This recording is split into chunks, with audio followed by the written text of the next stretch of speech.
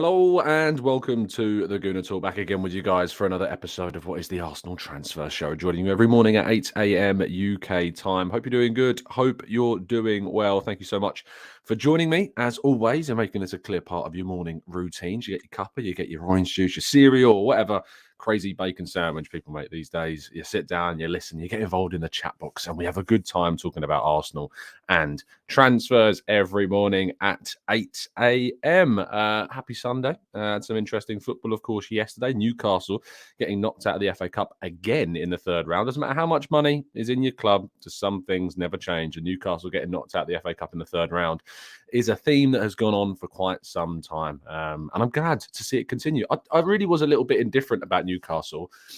But after that game, we had the other day against Newcastle, I was kind of happy to see them go out. So unlucky, guys. Unlucky. Good morning, people in the chat box. Peony Ween, Matt G, Paul. Good morning, guys. Yomi, Clear Away Dave, Olu, Temi, Matt, Peter, NSW, Amira, Diane, Temi, Peony Ween. Good morning to all of you and plenty more as well. Let's jump into our first piece of news.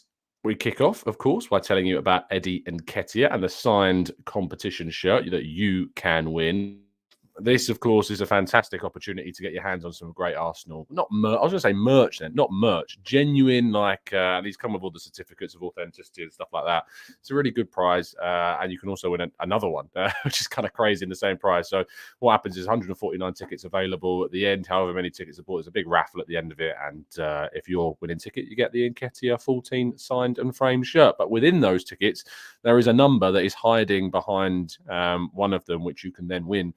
One of Eddie Nketiah's previous shirts that has also been signed and framed as well. So 2 chances to win if you get involved. And I can tell you that after a few days, only 26 people have bought tickets for this competition. So there's a really good chance. I've even been thinking about it myself. I might just pick up a few tickets and get a good chance to win a signed Arsenal shirt. It's a great piece to hang on your wall and certainly worth getting involved in the comment section in the description down below.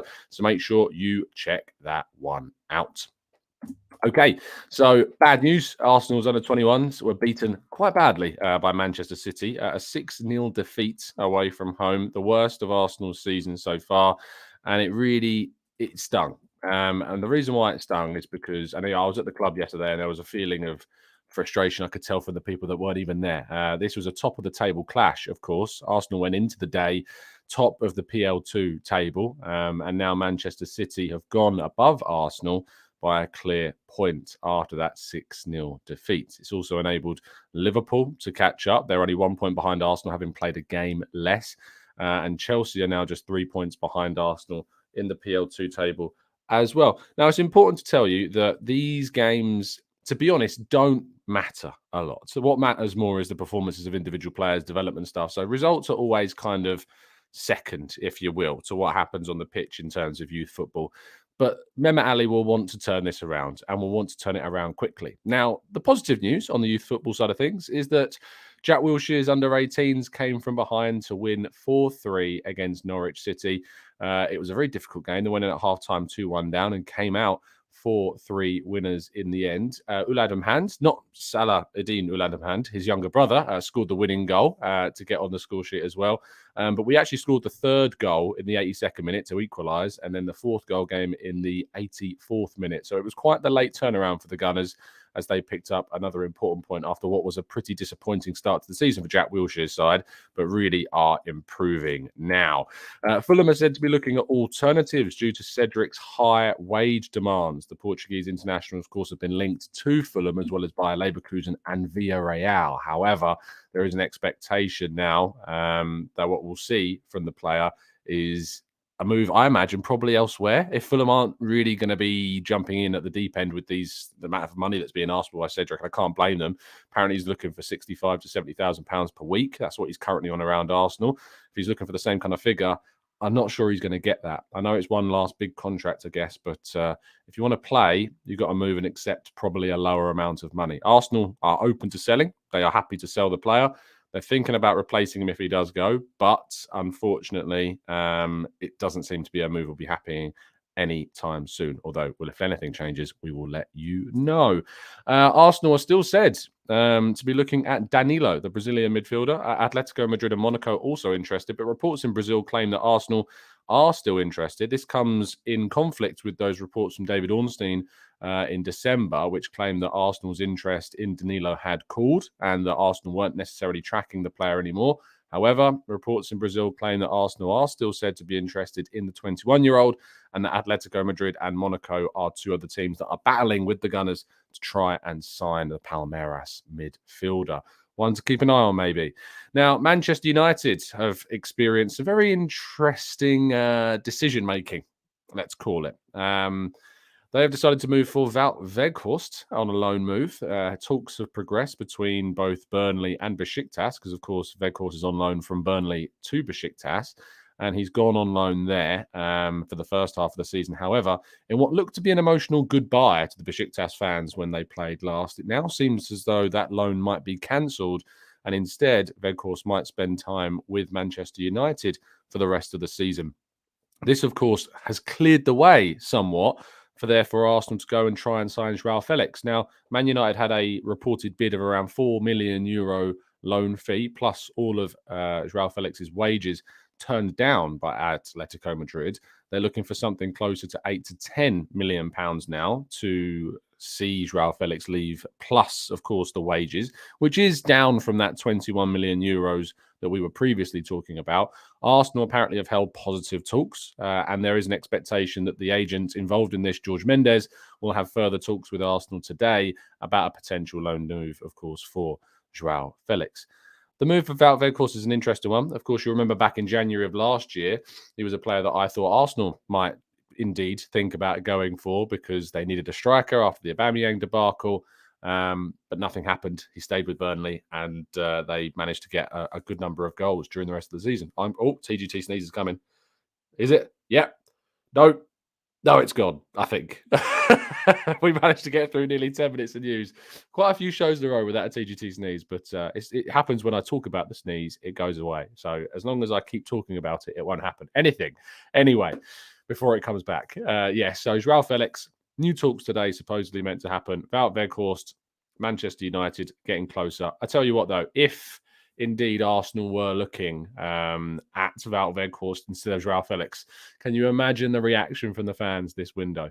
So I'm intrigued what kind of reaction we get from Manchester United supporters regarding a switch from Joao Felix to Wout Weghorst. I'd be very interested indeed. Now, Mikel Arteta conducted his press conference yesterday. He dropped a pretty big hint, in my opinion, about Mykhaylo Mudryk, which we'll talk about shortly.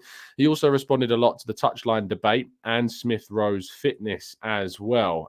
So I asked him about Emil Smith Rowe and where kind of he might expect him to play. He said Emil can play as an attacking midfielder, as a winger, and even as a 9. I think he's played there before. First of all, we need him fit and at his best. And when we have that, we have an incredible player that we have missed a lot in the last few months. Tomorrow he trains well, or rather, if he trains well, he will hopefully be available to give us something in the game. Really positive to get that response. Really positive to hear that Smith Rowe could be in contention for the game tomorrow. He has been missed. We do lack that extra bit of depth, and I really hope that we can see Smith Rowe back in the club very, very soon. Now, it's also important to talk about the touchline debate because Arsenal, of course, was charged. He was asked directly about the charge that they received and just said nothing, but there wasn't, he hadn't got anything to say on it. He was then asked a little bit later on about kind of whether or not he thinks the behaviour of his impacts the players. He says, that's not for me to say. I hear a lot of times that this team is a mirror of the coach or the passion. I don't know.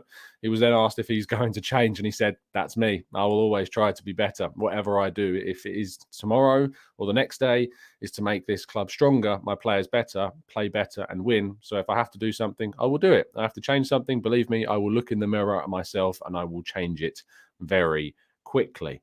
It was a really strange kind of scenario because when he was first being asked about, you know, his behavior, he was kind of at first like, you know, that's me, that's what I'm about, I'm not going to change for anyone. And then when he was asked about changing, he was like, then, you know, if I have to change something, I'll look in the mirror and change it. It was a little bit contradictory. It was a little bit like one end of the spectrum to the other quite quickly. I don't think he needs to change at all, unless it's something that's genuine, like behavioural problems that are costing the Gunners week on week. And I don't think that's happening this season. He's acting how I think most people would act. If I was on the touchline, I know I'm not a manager, so it's a bad example, but if I was on the touchline, you care about this club a lot. If you think there's injustice going on, you are going to get frustrated and angry and hyperbolic, maybe even. You're going to gesticulate. It's going to happen. I don't really get why it's Arsenal that are facing all of this, other than the fact that, of course, we are just unfortunately disliked quite heavily for some strange reason throughout certain sections of the media, and also we just seem to have awful decisions given against us quite consistently, perhaps compared to others. But I always say that it's important to remember that maybe that's just the psychological perception we have because we focus so heavily on Arsenal. But it's very, very difficult to kind of get your head around why some of the decisions keep on happening. But Arteta was keen to know whether or not kind of the reaction to his kind of feelings on the touchline were positive or negative. And I think it's been mainly negative, unfortunately. But I and others have tried to defend him in certain instances, and I think he certainly deserves to be defended for some of what he's done, because it's not worth the criticism that he's getting. To be called a clown and to be called scandalous, it goes a step, I think, too far. I think Martin Keown spoke again very, very well on things. Now, I also asked Arteta yesterday about the frustrations, because you know what happens in a press conference. If he's asked about a player directly, he refuses to talk about it. We know that. We know that's the case. So I remember when I tweeted out saying that I was at the presser yesterday, and I had people going, "You're going to ask about Mudryk, right? You're going to ask about Mudryk." And I'm in there going, I'm not going to reply to these tweets, but I'm thinking, like, why would I ask directly about a player? Because he's not going to answer. And if you watch back the press conference, and you can do that on Haters or on the Arsenal Way, when I start speaking about the transfer window, I say, don't worry, I'm not going to ask about any players in particular. But I'm curious to his thoughts around kind of the spending of other clubs and whether or not that has had a direct impact on Arsenal finding it difficult to sign players for what they value a player at. And so when I asked the question, he said, let me find the answer. Here we go. Yeah, he said, valuations have to be made between the selling club and the buying club. And it is difficult, but it shows there are a lot of clubs with a lot of financial power to spend big amounts. And we have to compete with them. To be smart, we have to see good opportunities, and we have to be attractive for players. At the end of the day, players decide where they want to play. And if they want to play for our club, that is great. Now, that last sentence obviously was quite important because, as we know, Mykhaylo Mudryk has been very much publicly showing his and appreciation for Arsenal by liking certain posts on social media, as we all know. We've also heard from plenty of those that have contacts within and close to this deal that Mudryk's priority is very much Arsenal and that he wants to move to Arsenal. And Ben Jacobs reported yesterday that he'd heard that if a move to Arsenal doesn't happen this winter, the player would be very, very disappointed about that. So when Arteta says that a player will move ultimately where they want to go, he says the words exactly, at the end of the day, players decide where they want to play. And Mudryk wants to play for Arsenal. So it is a huge, huge hint, in my view, that they feel as though that they are pursuing a player that wants to move to them, and that there is optimism that they can get a deal done for Mudryk. I was very happy with the answer that Arteta gave, and it was good to see kind of more elaboration given on that topic of transfers, especially with, as I asked about kind of the valuations of players as well. So I'm hoping, fingers crossed, that this is a good sign. I'm hoping that maybe in the next week or two, we get some positive news about Arsenal's discussions with the player and others as well, because we need more than just Mudryk. And I think we all know that at this stage too. Anyway, that brings an end to part one. So let's move to part two and your questions right after this.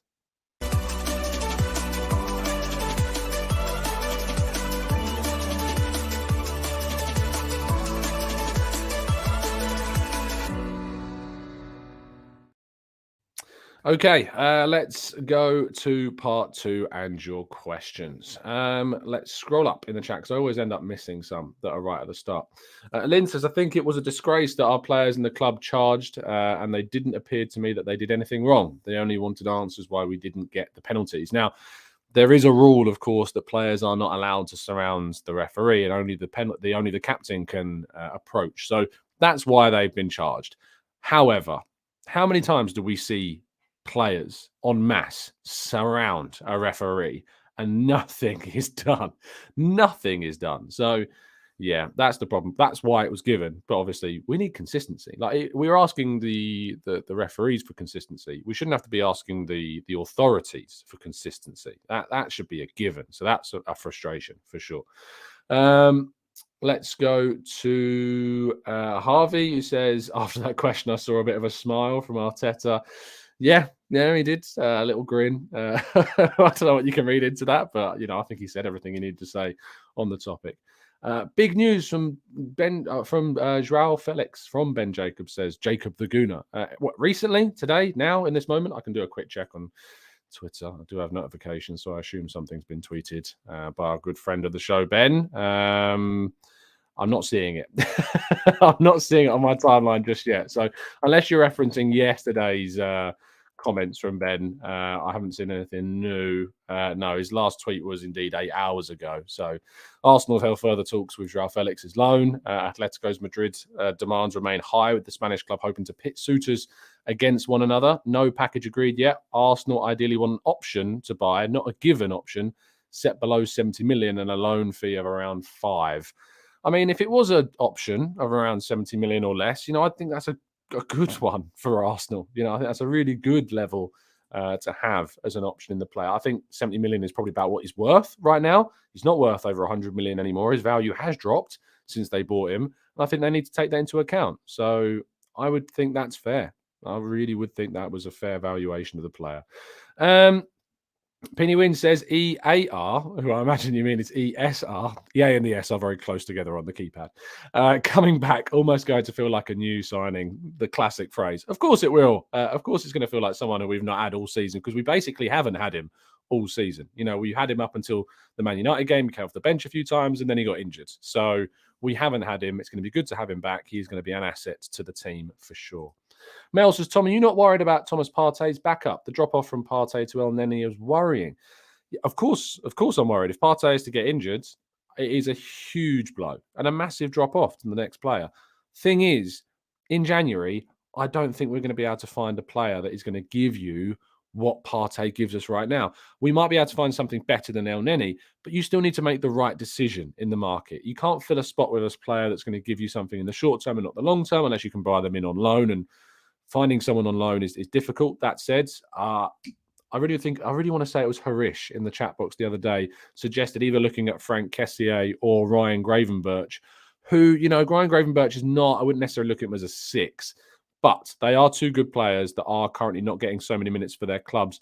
Maybe something we could look to get on loan. Were good choices. So there might be options, but it's difficult to find somebody to give you that real quality in that number 6 role this window, especially with what we need to do in the forward line. And for me, the forward line is the priority, has to be the priority for us this window. Ronald says, top picks for everyone in every position on the free in the summer, i.e. Tielemans and Dika. I mean, if we have a look at the contracts expiring on Transfermarkt, that'll give us a good option to who is available on a free. I mean, at centre-back, Milan Skriniar, apparently, still very much without a new deal. Yuri Tielemans in midfield is obviously another clear one. Jorginho is said to be running out of his contract. Wilfried Zaha in a wide area. Marcus Thuram as well, and Evan Ndika, as you mentioned already, at centre-back. It says Leandro Trossard here, but as far as I'm aware, they do have an option of an extra year in his contract. Youssoufa Moukoko from Borussia Dortmund is also apparently reaching the end of his deal, and there are discussions, as I'm aware of, going on. In attacking midfield, Daichi Kamada at Frankfurt, he apparently is also running out of his contract. Konrad Laimer, the RB Leipzig central midfielder, very interesting indeed. Don't know his contract situation, so that's one that could be looked to. Marco Asensio, of course, friend of the show.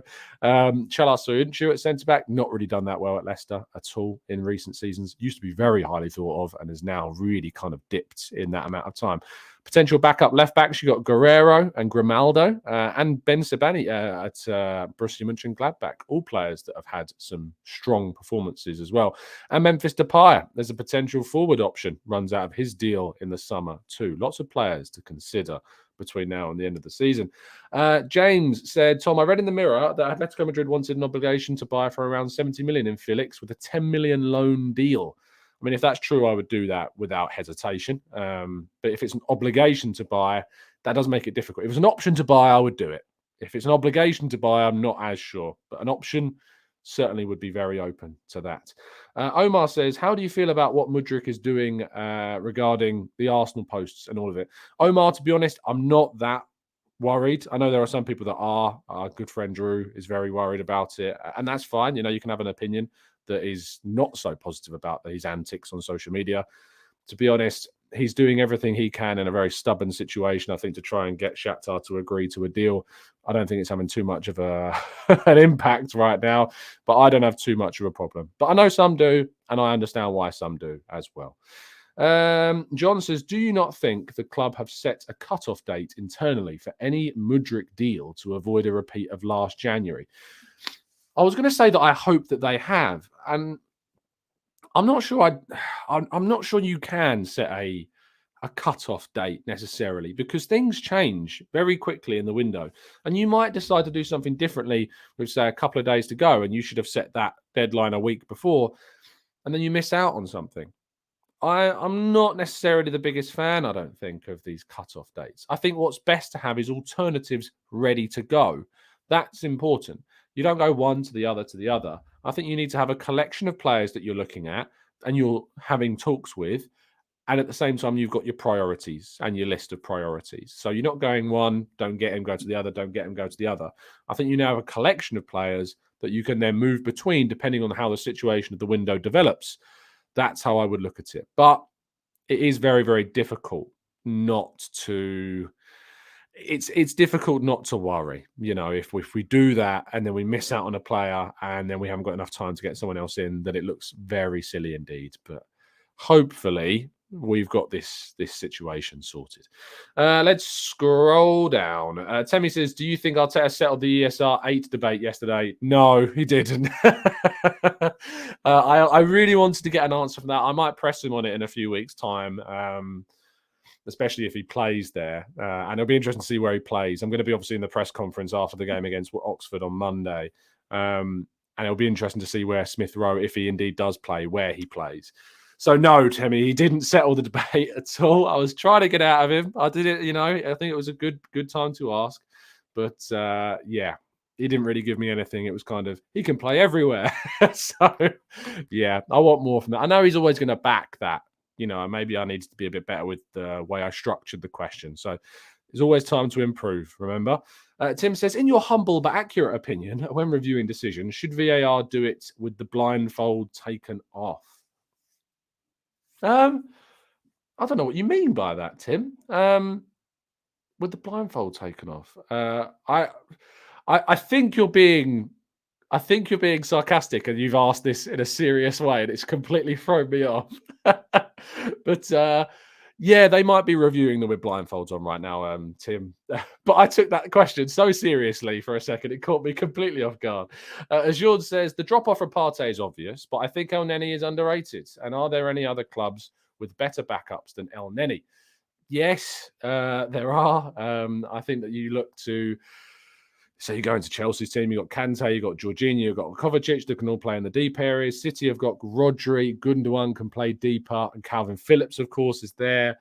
Manchester United, deepest midfielder, Scott McTominay, Fred, and I swear I'm missing someone. Pogba left. Have they brought anyone else in midfield? I don't think they did. Spurs, you got Basuma, Højbjerg, and Bentancur, of course. And who else am I forgetting? Liverpool, Fabinho. That's kind of it. Thiago's not a DM. So they are quite weak, I think, in that area as well. But it is considerable. El Neni is underrated, but I think that still we need to find somebody, of course, to add that extra bit of quality into the team.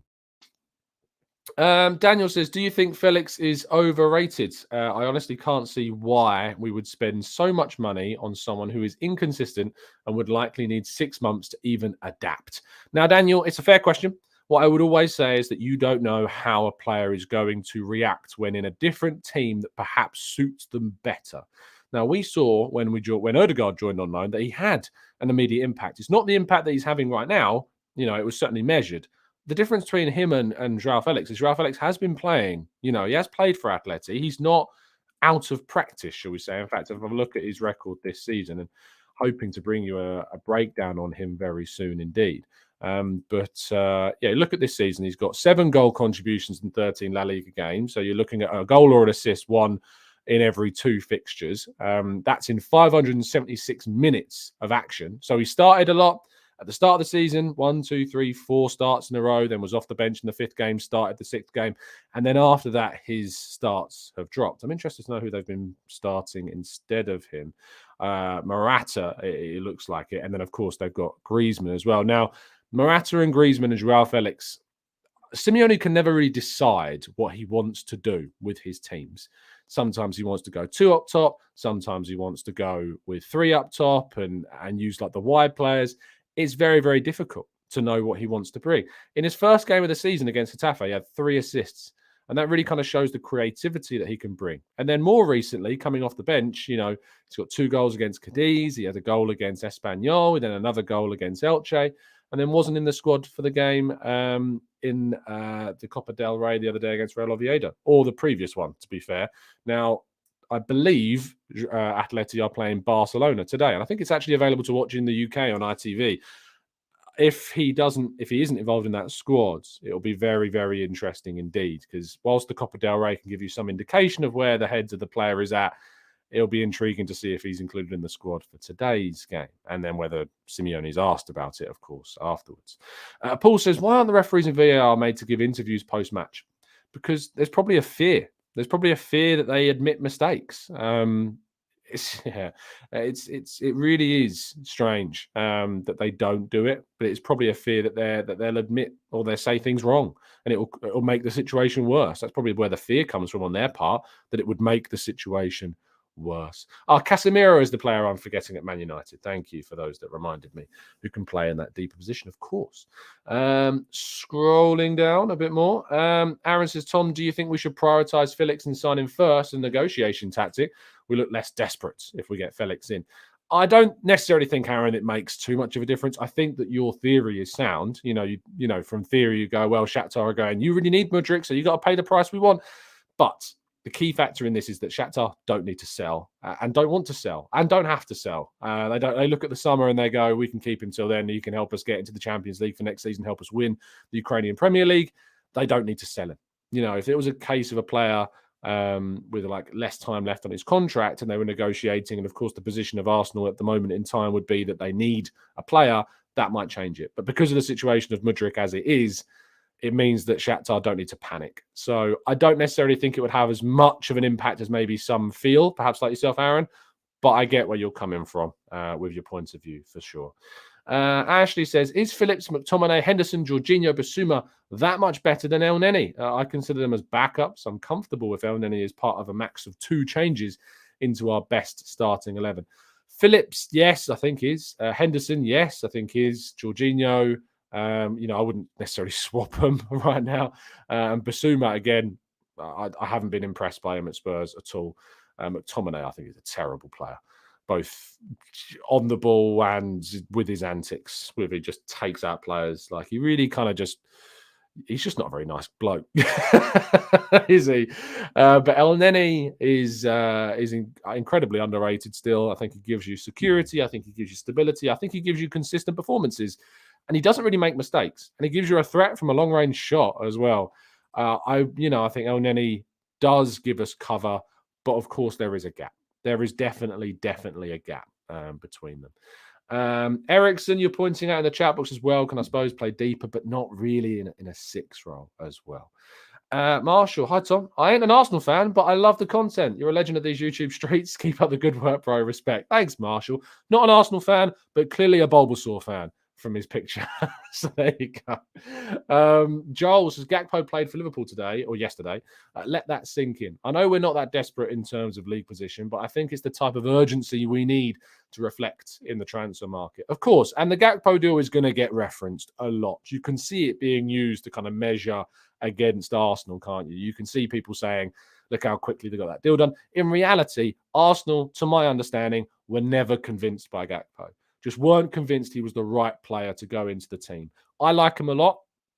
He wants to join the Premier League. I spoke to Gakpo, remember, after the PSV game at the Emirates. he's massive, like he's really tall, and he would have brought some definitely kind of the imposing physical side of a forward to the team that maybe we lack.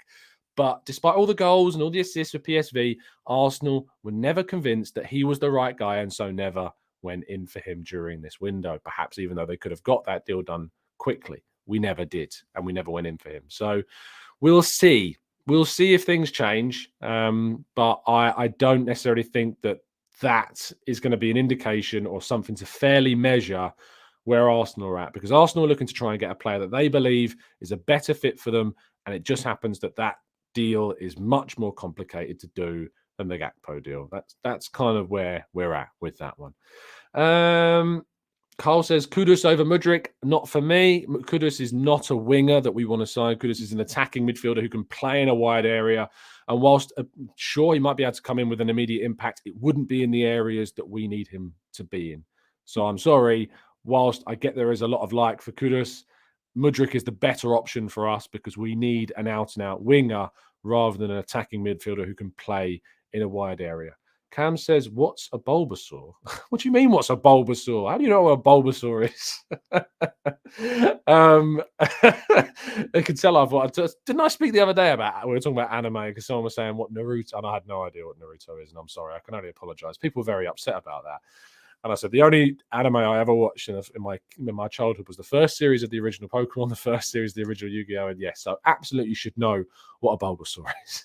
How are we talking about this?